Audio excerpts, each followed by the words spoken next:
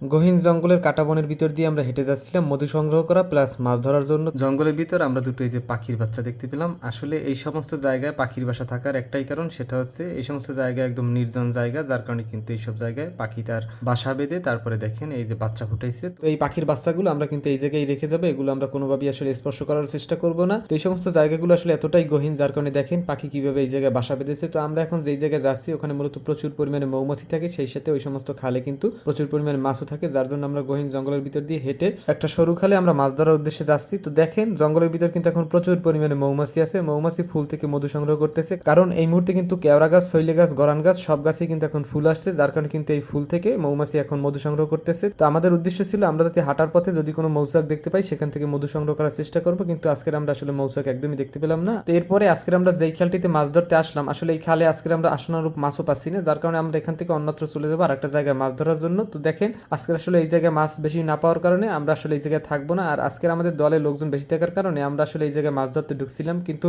আসলে মাছ না পাওয়ার কারণে এখানে এখন আর থাকার কোনো সুযোগ নেই, আমরা এখন এখান থেকে চলে যাচ্ছি। আর সেই ফাঁকে আপনাদের একটু দেখাই আজকের আমরা কি কি মাছ পেলাম। তো দেখেন এই মাছগুলো কিন্তু আমরা মজা করে একে অপরের সাথে আবার এই যে বেচা কিনে করতেছি। তো কিভাবে সেটা করতেছি আপনারা দেখতে থাকুন। 37 45 45